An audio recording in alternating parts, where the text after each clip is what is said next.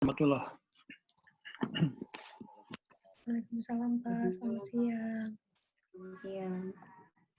Ya, saya ngetes dulu audio saya sudah terdengar dengan jelas. Sudah Pak. Sudah Pak. Ya, saya menuliskan pengumuman untuk UTS hari Kamis di medium chatting di Zoom ini. Silahkan dibaca.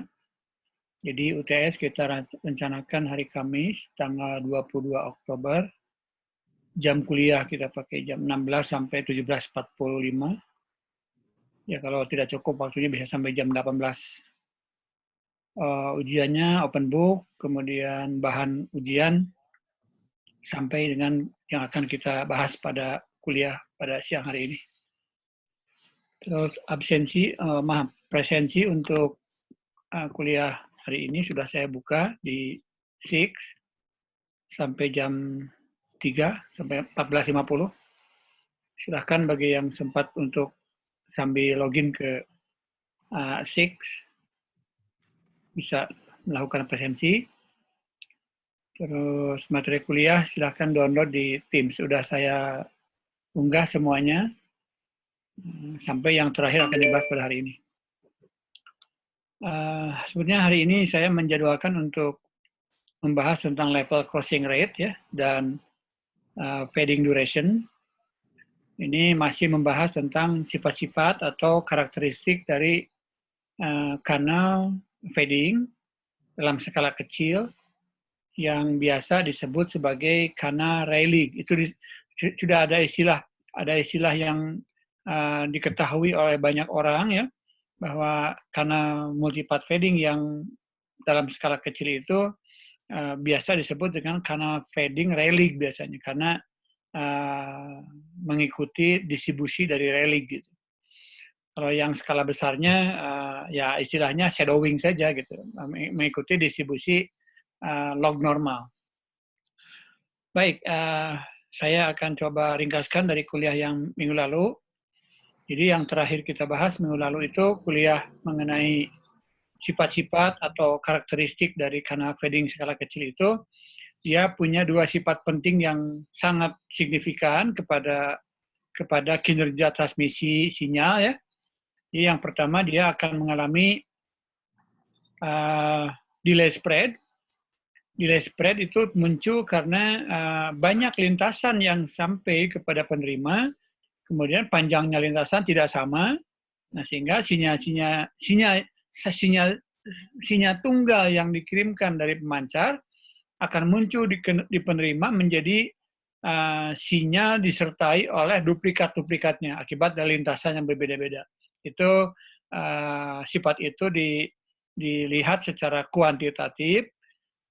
Sifat kualitatifnya adalah terjadinya intersimbol interference, tapi sebetulnya yang paling akurat untuk meneliti sifat itu adalah kita mengukur channel coherent bandwidth ya. Jadi kita menghitung atau mengukur channel coherent bandwidth yang dapat diturunkan dari besarnya delay spread. Yang dalam praktisnya delay spread dihitung nilai RMS-nya. Walaupun kita bisa saja dihitung nilai maksimumnya, tapi itu akan terlalu boros gitu ya. Sehingga dalam praktis di lapangan channel coherent bandwidth dihitung dari delay spread RMS gitu. Nanti setelah kita mengetahui channel coherent bandwidth tersebut kita bandingkan dengan kecepatan data rate yang kita pakai. Kalau bandwidth signal atau data rate dari signal yang kita transmisikan lebih besar daripada channel coherent bandwidth, maka akan terjadi intersimbol interference atau disebut kanalnya bersifat frekuensi selektif.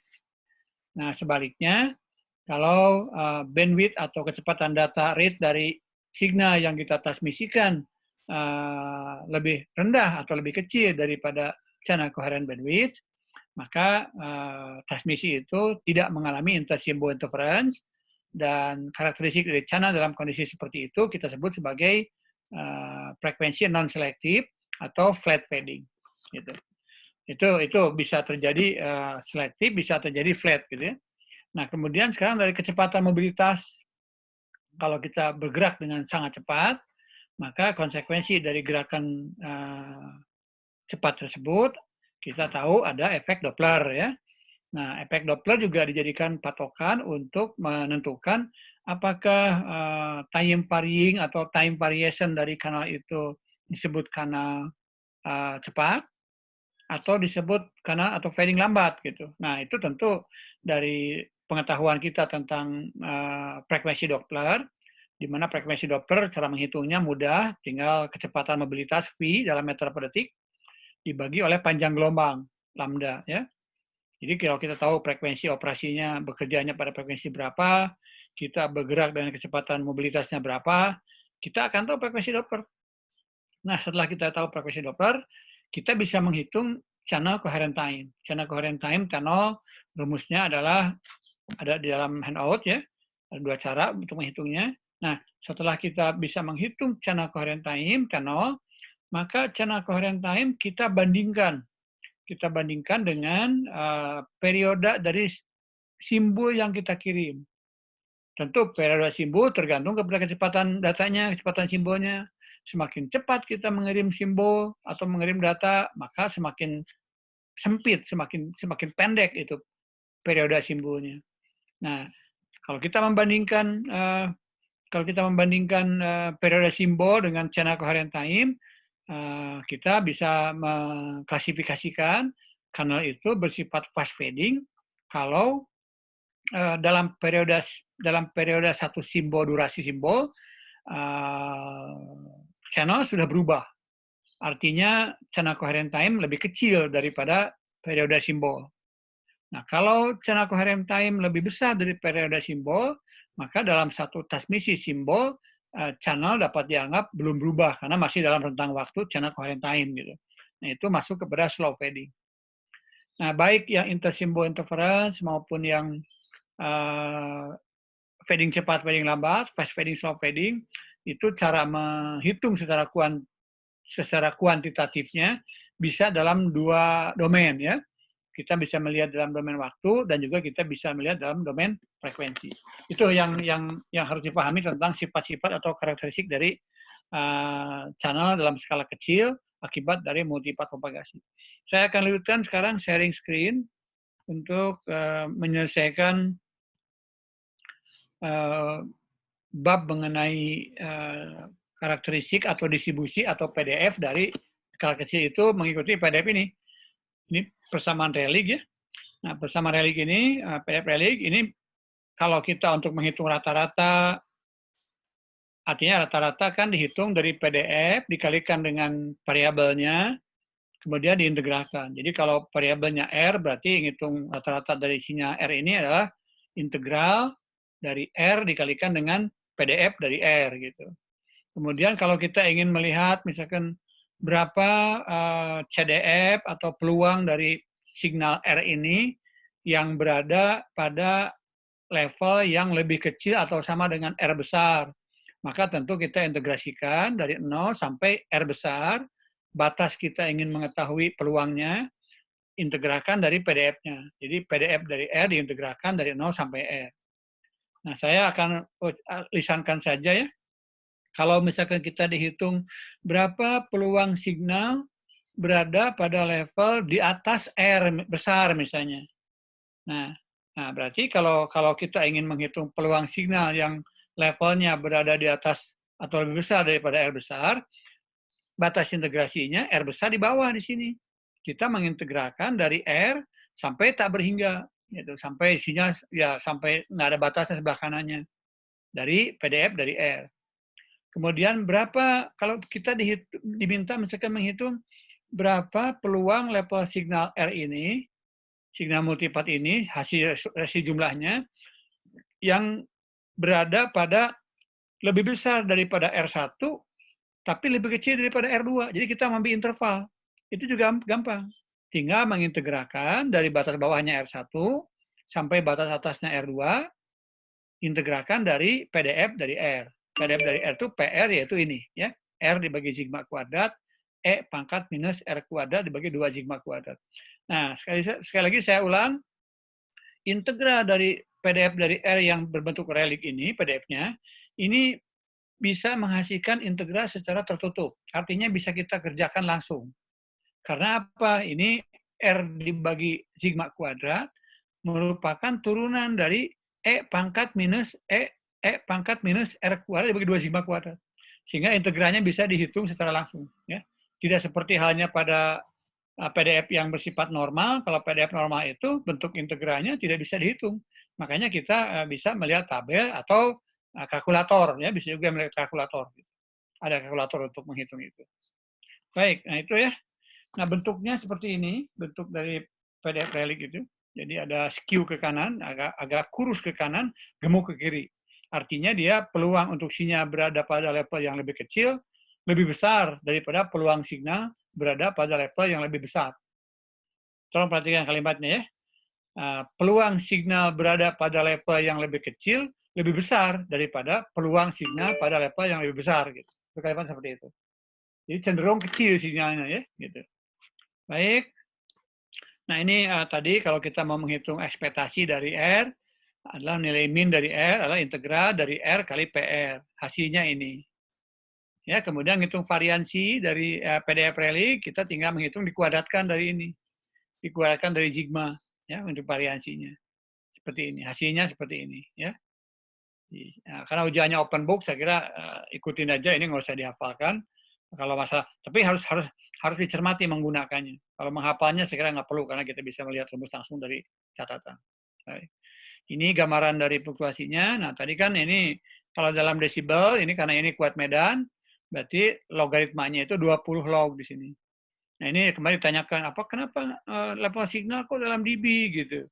Nah, ini sebetulnya kalau mau secara tertib, secara pedoman kepada sistem internasional ya satuan, memang level signal harus ada satuannya. Apakah dalam milivolt per meter kalau tegangan amplitude, atau misalkan dalam dalam dBm ya, atau dalam dB watt gitu. Nah, seperti itu. Jadi ini hanya menggambarkan levelnya saja. Ya. Baik, nah kalau ini halaman mungkin 1-2 halaman terakhir, kalau seandainya ada lintasan untuk signal multipath tadi ada banyak pantulan, tapi dia juga memiliki satu lintasan yang langsung, nah itu PDF-nya berubah. Jadi kalau dari transmitter ke receiver itu ada banyak pantulan, ya, oleh gedung, oleh pohon. Tapi selain dari pantulan gedung pohon juga ada sinyal yang langsung, misalkan ada line of sight-nya. Artinya nanti apa? Penjumlahan di antena penerimanya akan ada satu sinyal yang besar levelnya dan cepat datangnya, yaitu sinyal yang datang dari jarak yang langsung, tidak terhalang oleh apapun. Ditambah oleh pantulan-pantulan dari objek sekitarnya. Nah, itu PDF-nya bukan relic. Dia akan mengikuti PDF Raysian namanya. PDF Raysian itu. Nah, bedanya dengan relic, PDF Raysian itu, maka akan ada faktor. Ini K itu adalah perbandingan. Perbandingan antara level signal yang langsung, yang tidak melalui pantulan, dibandingkan dengan jumlah level signal yang datang dari semua pantulan. Ini namanya faktor K. Ya. Nah, kalau faktor K-nya minus tak berhingga, artinya apa? Tidak ada yang itu, nol yang langsungnya. Ya. Kalau rasio antara gelombang yang langsung dengan gelombang pantulan itu nol, atau nol itu minus tak berhingga dB kan? Ya. Nol itu minus 10 log, nol itu 10 log kecil sekali, berarti minus tak berhingga dB gitu. Nah, ini rally gini. Jadi ketika faktor K-nya, faktor Raysian-nya minus tak berhingga, berarti dia rally. Tapi kalau ada pantulannya, tergantung apakah pantulannya cukup besar atau relatif kecil. Nah, ini faktor K yang mengaturnya ya. Jadi ini Raysian PDF akan memberikan sedikit berbeda PDF-nya dengan Rayleigh. Gitu. Ya. Oke, saya kira selesai yang ini, yang jam 3. Sekarang saya akan masuk ke chapter mengenai bagaimana kita mengamati signal yang mengalami multi-watt fading yang digambarkan dalam level yang fluktuasi ya. Jadi saya akan buka filenya.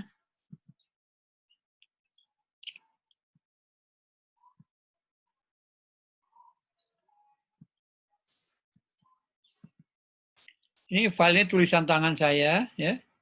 Ini agak kepotong bagian atasnya. Itu judulnya itu level crossing rate. Jadi level crossing rate itu tingkat besarnya signal, di mana signal itu akan nyebrang kepada suatu threshold tertentu, sehingga dapat dikatakan kalau signal itu ada di bawah nilai threshold tertentu, dapat dikatakan dia levelnya kurang atau tidak memenuhi syarat untuk receiver. Karena tentu saja receiver itu kan punya sensitivitas. Kalau receiver itu menerima sinyal di bawah sensitivitasnya, artinya dia sudah nggak sensitif kepada level signal tertentu, maka signal menjadi tidak bisa diolah. Nah, hati-hati dengan signal yang saya gambarkan di sini ya. Ada signal yang berfluktuasi seperti ini. Nah, di tempat sekalian ada garis merah, warnanya merah nggak sini? Garis yang datarnya. Berwarna merah nggak? Nggak kelihatan banget, Pak. Saya minta bantuan salah satu. Nggak terlalu kelihatan, iya, Pak. kalau ada. Di laptop saya garis yang atas ini merah, garis yang bawah biru. Nggak apa-apa kalau nggak begitu jelas di laptop mahasiswa, ini aja. Ini level yang atas itu nilai RMS-nya. Artinya nilai RMS itu artinya nilai rata-rata atau root mean square dari sinyal fading ini. Ya, tentu tadi udah tahu karena PDF-nya relic, maka sinyal yang berada di level lebih tinggi dari RMS, ada beberapa sinyal, tapi relatif sedikit. Sedangkan sinyal yang berada di bawah level RMS, ini relatif banyak dan cukup dalam ke bawahnya. Itu yang menunjukkan sifat yang tidak simetris dari distribusi relic ini. Gitu. Jadi sinyal cenderung di setiap saat itu cenderung mengecil dari rata-ratanya. Gitu. Ya. Lebih banyak kecilnya ketimbang besarnya. Gitu. Ya.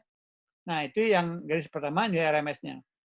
Nah, ini perlu pahami kenapa kita menyebutnya level crossing rate.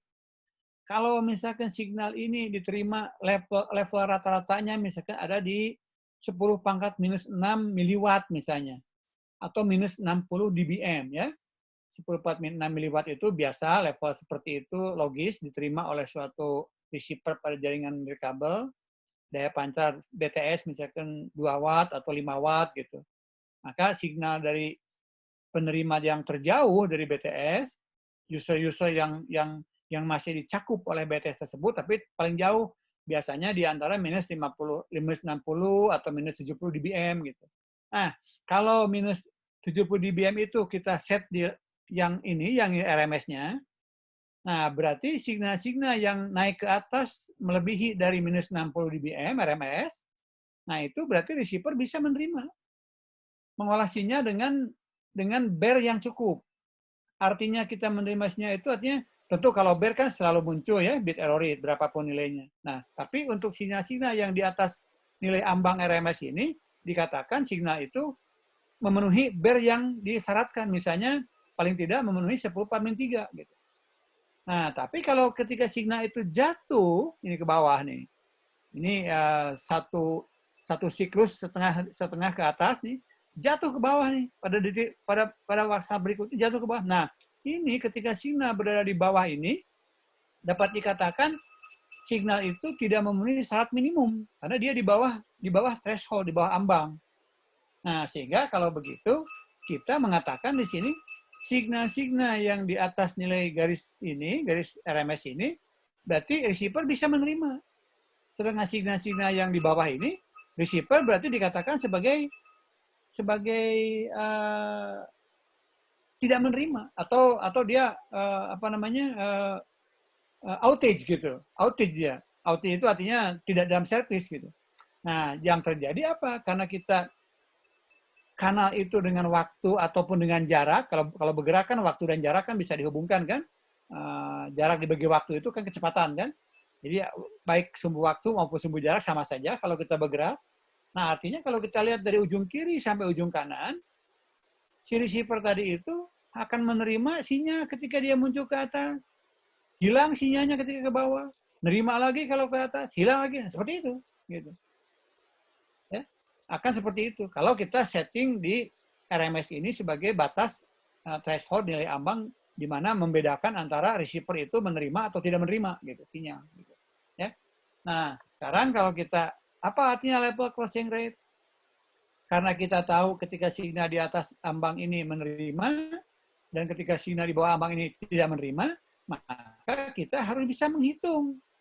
Kalau kita misalkan mengamati dari ujung kiri sampai ujung kanan itu, katakanlah 20 detik gitu. 20 detik kan kalau kita, atau 10 detik lah supaya genap ya. Kita misalkan mengamati dari ujung kiri sampai kanan itu 10 detik. Kalau kita mengirim bit transmisi misalkan 1 megabit per detik, artinya 10⁻6 bit per detik.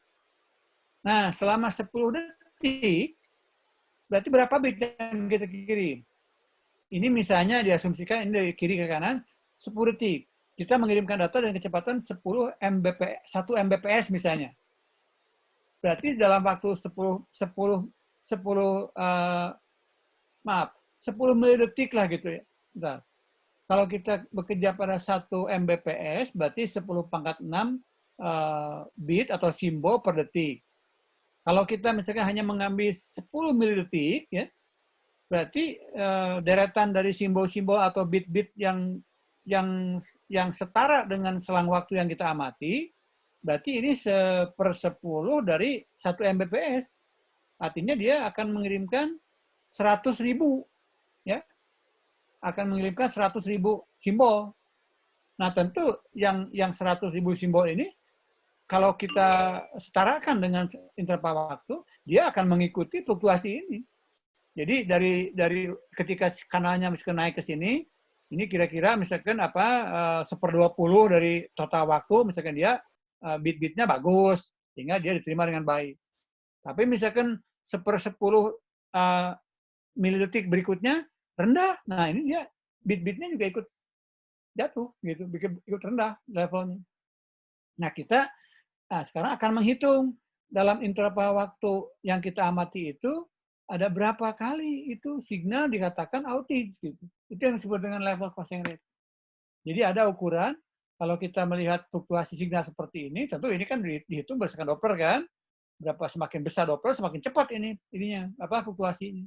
Tapi kita bisa hitung misalkan berapa kali signal jatuh di bawah nilai ambang. Itu yang dimaksud level crossing rate ya, secara konsepnya. Nah, untuk perhitungan angka-angkanya, kita menggunakan angka ini. Jadi gunakan saja PDF dari Rayleigh ya, R dibagi sigma kuadrat, E pangkat minus R kuadrat dibagi 2 sigma kuadrat. R-nya minimal 0 sampai bisa level tak berhingga. Tidak ada nilai negatif, karena ini kan level signal penerimaan kan bukan dalam dB. Jadi si PDF Rayleigh ini dalam bilangan biasa, bukan dalam dB, sehingga tidak ada bilangan negatif di sini. Ya. Nah, kemudian kita akan mendefinisikan sekarang NR. NR itu adalah jumlah crossing atau jumlah siklus di mana signal melewati nilai ambang untuk pergi ke bawah, jatuh ke fading gitu. NR. Nah, caranya kita integrasikan dari 0 sampai tak berhingga ya, level rentang level signal yang mungkin terjadi, kita integrasikan P probability dari R, di mana R aksen ini kita sebutkan sebagai di mana kita meletakkan threshold ini gitu. Nanti. Jadi P, R di hasil probability dari R, PDF dari R, dengan nilai ambangnya R aksen, dikalikan R aksen. Diintegrasikan kepada R aksen. Gitu. Ya, di mana R besar di sini, kita ganti sekarang. R yang ini R besar sebagai nilai ambangnya ini. Gitu. Ya. Nah, hasil integrasinya itu menunjukkan angka ini, kalau Anda ikuti lagi ke beberapa langkah ke bawah, ya hasil integrasi ini, akan menimbulkan angka bahwa nilai crossing itu NR hasilnya adalah frekuensi Doppler dikalikan akar 2pi dikalikan dengan rho kalikan dengan E pangkat minus rho kuadrat. Pertanyaannya, rho itu apa? Nah, saya jelaskan, rho itu ini. Rho itu kalau misalnya kita setting di nilai RMS-nya, berarti rho itu adalah 1. Karena rho itu di sini definisikan sebagai perbandingan antara nilai ambang yang kita set dengan nilai RMS ini. Ya. Jadi kalau nilai ambangnya di set pada RMS, berarti R dibagi RMS ini sama, berarti 1. Nah, kalau kita pakai garis yang atas di sini, berarti kita setting si alat penerima itu pada level RMS-nya gitu. Ya. Nah, sekarang kalau misalkan rho-nya kita set di harga yang berbeda, misalkan rho-nya kita sebutkan rho-nya misalkan atau nilai ambangnya sekarang 1/10 aja misalkan. Nilai ambangnya 1/10 ya. Artinya lebih kecil 1/10. Nah, kelihatan di sini kalau kita nge-set nilai threshold lebih kecil, maka jumlah crossing yang jatuh di bawah nilai ambang menjadi berkurang kan? Ya, kalau yang pertama tadi kita nge-set nilai ambangnya di RMS adalah kalau kita hitung nih 1, 2, 3, 4, 5, 6, 7 sedikit nih, 8, 9, 10, 11, 12, 13, 14, 15, 16 kali nih. 16 kali crossing level signal jatuh di bawah ambang. Tapi kalau kita set nilai ambangnya R-nya ke bawah, diturunkan misalkan jarak antara RMS dengan R ini, katakanlah 1/10-nya misalnya ya. Maka kita tarik garis lurus, nah di sini kan kelihatan. Nilai-nilai signal berada di bawah nilai ambang menjadi berkurang. Tinggal 1 ini, 2 ini sedikit nih, 3 ini, 4, 5, tinggal 6 sekarang. Ya 7 dengan ini sedikit lah gitu. Jadi yang asalnya 16 crossing, 16 outage, tinggal 7 outage sekarang. Kalau kita setting nilai rho-nya atau nilai R-nya ada 1/10 dari RMS-nya. Gitu. Ya, jadi gitu. Nah, sehingga di sini kita sama dengan meningkatkan sensitivitas dari receiver. Gitu. Jadi dengan adanya kita memindahkan nilai ambang atau batas dari nilai mendefinisikan kapan dia sebagai menerima sinyal dan kapan dia sebagai tidak menerima sinyal atau outage, itu diatur oleh atau ditentukan oleh perbandingan antara nilai ambang R terhadap RMS-nya. Gitu. Ya. Jadi kalau kita lihat di sini untuk yang contoh yang di atas, level crossing rate, nah, jumlah N itu jumlah ya, jumlah crossing ketika nilainya R di sini ya, adalah frekuensi Doppler dikalikan akar 2pi, dikalikan dengan rho E pangkat minus rho kuadrat. Di mana rho itu adalah sebesar apa kita memberikan sensitivitas kepada nilai ambang dari signal yang akan diterima oleh receiver. Ya, baik, kita sudah membahas tentang itu ya, bagaimana terjadi. Contohnya di sini. Ada contoh soal di sini untuk frekuensi Doppler 20 Hz. Ya, nih. Frekuensi Doppler 20 Hz itu kira-kira kalau digunakan pada frekuensi 1 giga ya, berarti panjang gelombangnya itu 1 giga frekuensi itu berarti 0,3 meter ya. Karena 3 kali 10 × 8. Kalau frekuensinya 1 giga berarti dibagi 3 ya, 1/3 C dibagi dibagi lambda ya.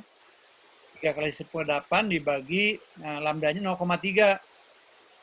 Jadi kira-kira pada frekuensi 1 giga ini P-nya mungkin harus sekitar 6 meter per detik ini. 6 meter per detik kira-kira hitung berapa kilometer per jam gitu. Nah, dengan kecepatan seperti itu kita akan bisa menghasilkan situasi tanah fading fluktuasi dengan frekuensi Doppler 20 Hz gitu. Nah, pertanyaannya tentukan nilai LCR rata-rata ketika level signalnya R-nya sama dengan RMS. Jadi ditanyakan ketika rho-nya 1.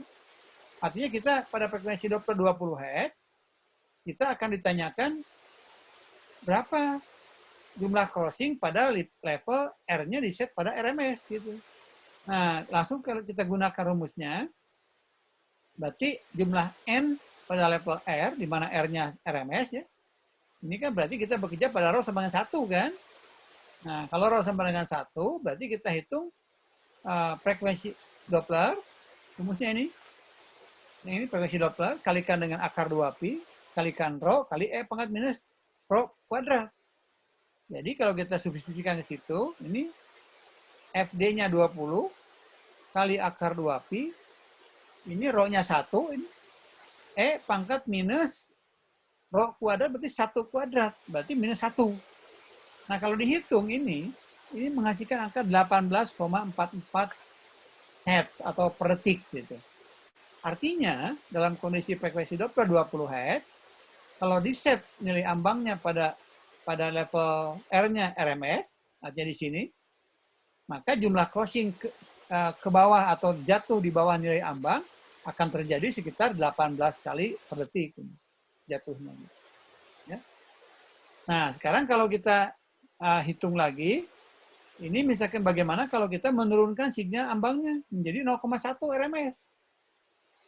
Kalau signal nilai ambangnya ini kita turunkan ke bawah menjadi 1/10 dari RMS, maka rho-nya kan perbandingan antara R ke RMS kan? Berarti 0,1 kan? R dibagi RMS itu 0,1. Nah, kalau kita masukkan ke rumus, jadi ini rho 0,1, masukkan saja.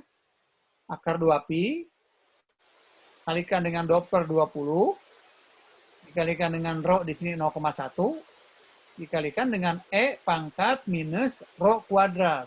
Karena rho-nya 0,1, maka rho kuadrat bagi 0,01. Ya, kuadrat tapi depannya ada minus gitu. Ya. Jadi silakan hitung nih. Ini kalau dihitung pasti angkanya mengecil ini. Ini fotonya kepotong kalau nggak salah. Tapi Anda bisa hitung sendiri. Kalau misalnya akar 2pi dikalikan dengan 20, coba saya hitungnya berapa nih?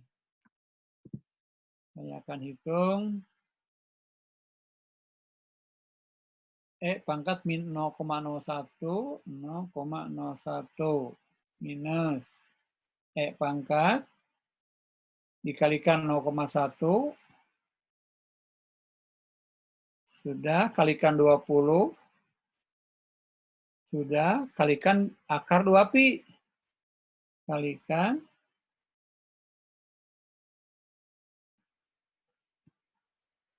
lagi. Saya mendapatkan angka 4,96 ini, ya. Kalau dihitung ini hasilnya 4,96 atau 5 lah, dibulatkan 5 gitu. Artinya apa? Ini untuk contoh soal ini, kalau kita bekerja pada atau terjadi situasi 20 Hz untuk Doppler, kalau nilai ambangnya di-set di RMS-nya, maka akan terjadi sekitar 18 kali outage gini. Atau signal jatuh di bawah nilai ambang sebanyak 18 kali. Tapi kalau kita turunkan nilai ambangnya ke 0,1 dari RMS atau 1/10-nya, nah maka ini hanya tinggal 4 ternyata. Maaf, tinggal 5 tadi, 4,96. Ini ya, crossing-nya. Crossing atau signal nyebrang ke lebih rendah atau ke bawah dari nilai ambang. Ya, gitu. Jadi kita, ini ukuran level crossing rate itu untuk apa kita harus tahu itu? Nah, kita harus tahu nanti dalam mengamati bear.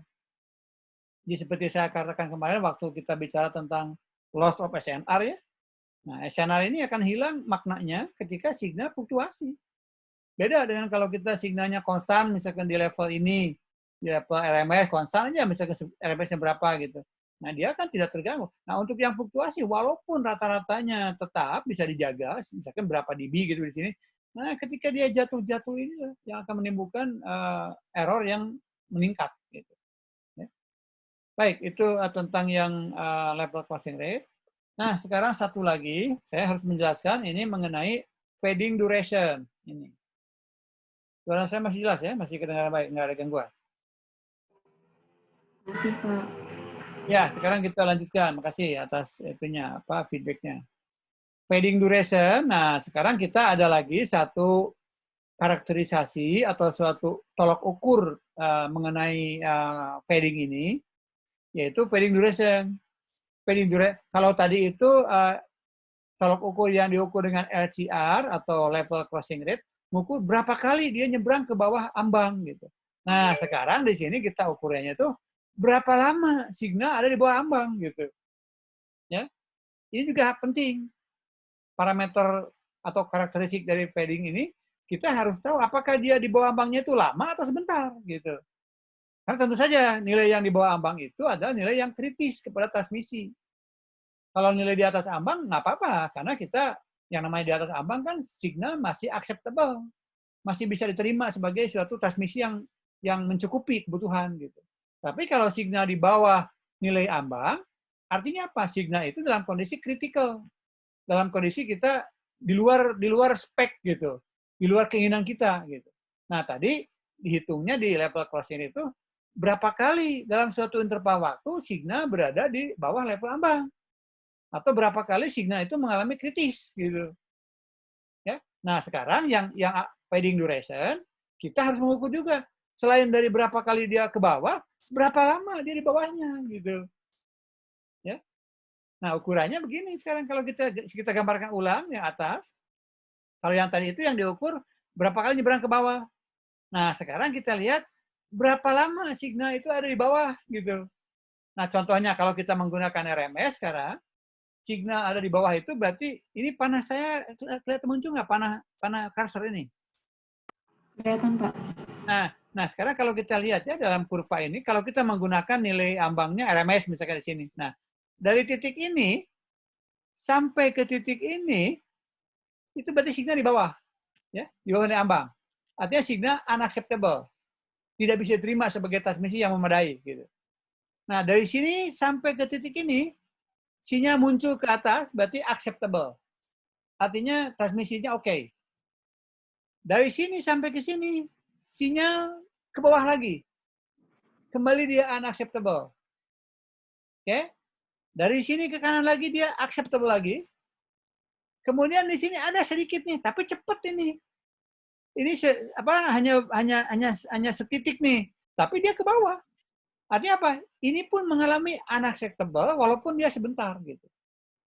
Nah, kalau kita lihat ini dari ujung kiri sampai ujung ke kanan sini, kita hitung berapa total waktu dari ujung kiri sampai kanan, misalkan 10 detik misalkan begitu.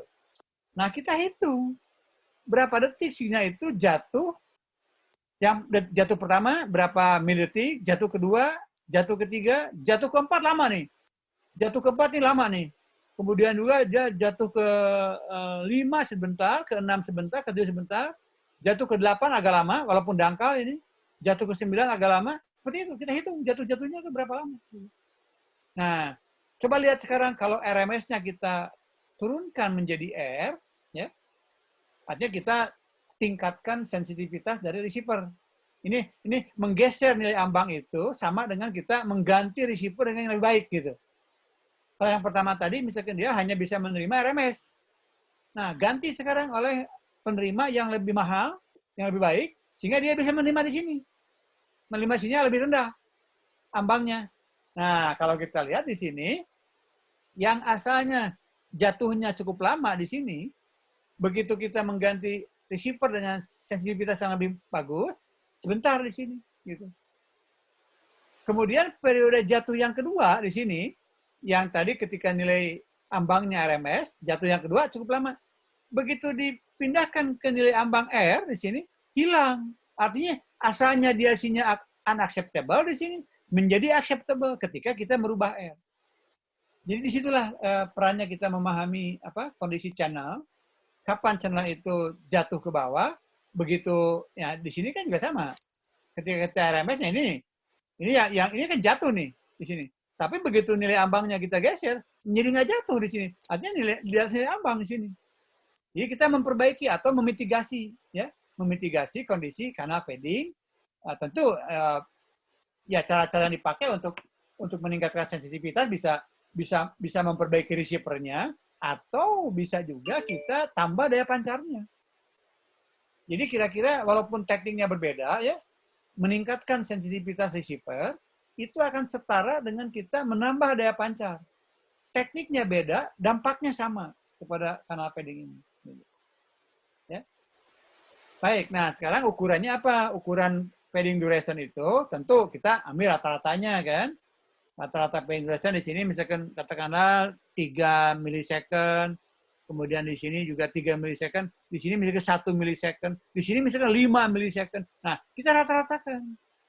Selama interval waktu pengamatan yang kita pakai, kita ambil rata-ratanya berapa milisecond durasi fading itu, atau lamanya sinyal jatuh di bawah ambang. Gitu. Itu yang dimaksud dengan AFD ya, average fading duration atau AFD, average fading duration. Jadi rata-rata interval waktu di mana signal jatuh di bawah nilai ambang. Nah, rata-rata interval waktu nilai ambang itu bisa diperbaiki dengan menurunkan nilai ambang sendiri. Menurunkan nilai ambang artinya menaikkan sensitivitas atau menambah daya pancar, atau umumnya link budget diperbaiki gitu. Bisa menambah daya pancar, menambah gain antena, terserah kita mau. Yang penting ini nilai ambangnya bergeser gitu ke bawah. Tujuannya untuk memperkecil crossing rate, sekaligus juga memperkecil fading duration-nya. Karena crossing rate dengan duration fading ada kaitan gitu. Ya. Oke, sampai situ. Nah, sekarang kalau kita lihat di sini contoh untuk menghitung persoalannya di sini, tentu kalau rata-rata signal di bawah nilai ambang R, berarti ini 1 dibagi periode pengamatan. T itu kan dari ujung kiri sampai ujung kanan kita T. Nah, terus di sini ada sigma dari tau I. Sigma dari tau I ini adalah kita jumlahkan waktu-waktu ini. Interval waktu yang mengakibatkan signal jatuh di bawah nilai ambang, kita jumlahkan semuanya. Jadi ini probability signal di bawah nilai R adalah seperti dikalikan dengan jumlah atau sigma dari T dalam tiap kali fading ke bawah ambang gitu. Atau sigma dari tau I. Nah, supaya ada gambaran juga, kita contoh sekarang untuk ilustrasinya.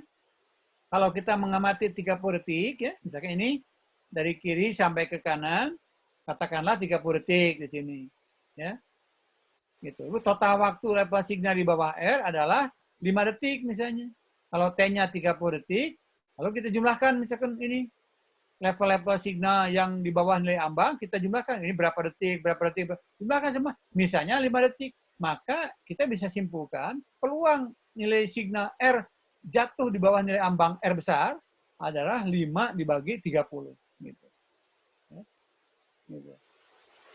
Baik, nah kita hitung sekarang dengan integral peluang signal R kecil di bawah nilai ambang R besar. Tentu kalau dihitung dari PDF-nya kan tinggal integralkan aja. Integral dari 0 sampai R dari PR. Nah, kita integralkan ini hasilnya menghasilkan angka yang ini. Ya. 1 dikurangi E pangkat minus rho kuadrat, di mana rho sama rho itu. Jadi seberapa jauh kita menarik atau menurunkan nilai ambang. Atau perbandingan antara R, nilai ambang yang kita akan set, terhadap nilai ambang RMS-nya. Jadi rho sama dengan rho yang di atas di sini. Ya, di level crossing. Nah, rumusnya begini. Ini. Fading duration rata-rata adalah peluang dari signal R kecil di bawah nilai ambang R besar dibagi oleh level jumlah crossing per detik gitu. Ya, hasilnya adalah ini, E pangkat rho kuadrat dikurangi 1 dibagi oleh rho kali frekuensi Doppler kali akar 2. Ini adalah rata-rata fading durasi fading. Contoh misalkan di sini sekarang untuk nilai R-nya 0,1 RMS ya. Pada frekuensi Doppler misalkan 200 karena frekuensinya. Nah, ini kita bisa menghitung.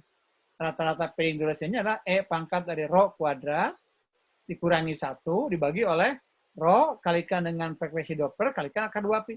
Keluar hasilnya 200 mikrosecond ini. Ya. Gitu. Nah, silahkan dibandingkan. Kalau rho-nya pakai 1, berarti kalau rho 1 itu kita menggunakan nilai RMS kan.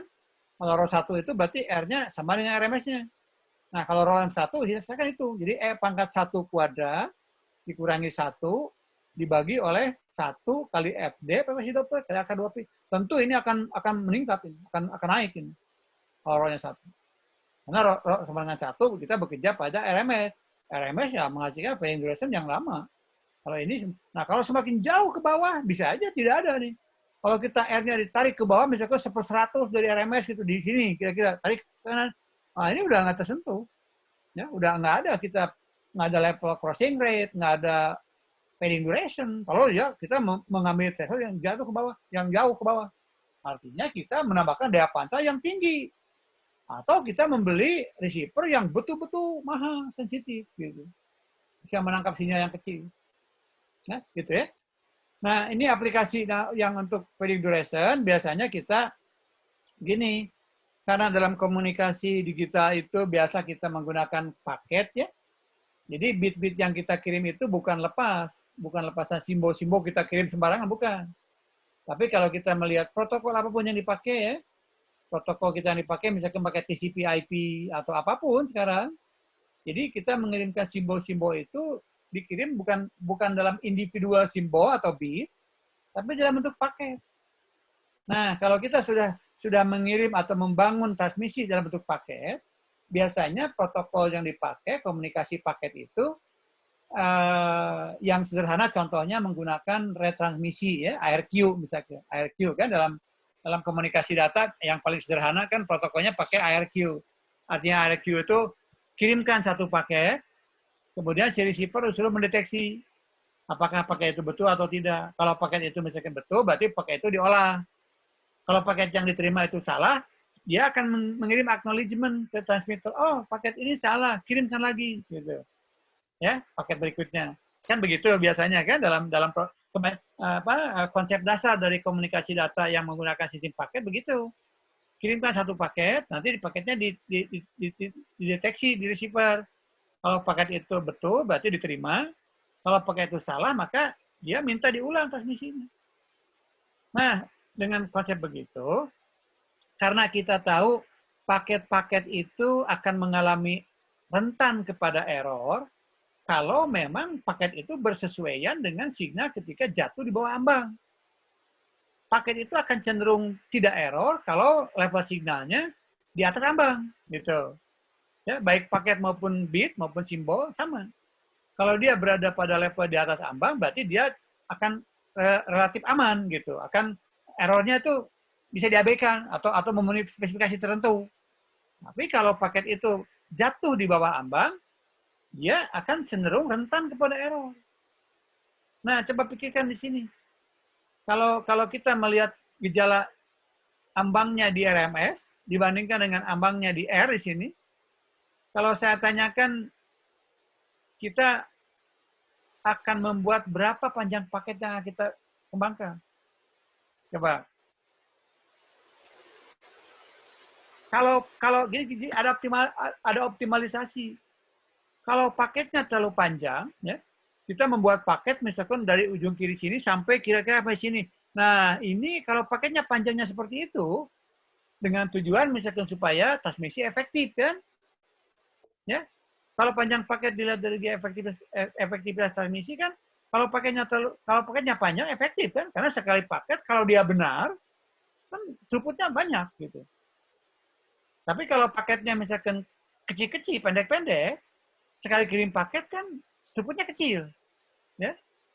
Jadi ya enaknya memang kalau kita melihat hanya throughput saja, paket itu dimensinya harus besar, asal dijamin pengiriman paket benar. Sebaliknya, kalau paketnya misalkan panjang-panjang, tapi sering mengalami error, itu juga akan memboroskan, throughput akan jatuh juga. Karena walaupun paketnya panjang, kalau paketnya panjang, dikirim tanpa error, oke, bagus. Throughputnya tinggi. Tapi begitu error, kan minta retransmisi. Kalau paket yang dimensinya tadi besar atau panjang tadi, error misalnya, maka si receiver akan minta dikirim ulang paket yang sama tadi. Nah, kalau terus-terusan dikirim ulang, nanti nggak jalan-jalan. Bolak-balik aja. Kalau paketnya misalkan menyeberangi beberapa kali dari durasi fading ini, tentu kan paket akan susceptible atau akan rentan kepada error. Nah, sehingga kalau paketnya panjangnya melewati beberapa durasi fading, ini transmisi walaupun sekali paketnya banyak dikirim simbolnya, tapi karena diulang-ulang terus dia mengalami error, ya nggak jalan-jalan transmisinya, throughputnya rendah. Gitu. Ya, nah lebih baik paketnya kecil. Nah, tapi kalau kita lihat konteks di sini, ada durasi-durasi tertentu di mana sinyal akan error, ada durasi-durasi tertentu di mana sinyal tidak rentan kepada error. Artinya apa? Kita bisa merancang panjang paket yang optimal. Gitu. Kalau saya tanya secara kualitatif, berapa untuk kasus ini ya? Untuk kasus RMS ini, coba dilihat saja berapa panjang paket supaya paket tersebut dari sisi efisiensi transmisi dia efektif ya. Tapi dari sisi error dia tidak rentan kepada error. Berapa dia panjang paketnya di sini? Coba. Misalkan interval waktu ini katakanlah 3 milisecond, ini 3 milisecond, ini 1, ini 5, misalkan yang ini. Nah, saya tanyakan, berapa panjang paket dalam satuan waktu ya? Kalau masalah ngitung jumlah simbolnya kan tinggal kalikan bit rate kan? Kalau misalnya panjang paket 3 milisecond misalkan, kecepatan datanya 1 Mbps, kita bisa tinggal menghitung berapa jumlah simbol yang dikirim per paket gitu.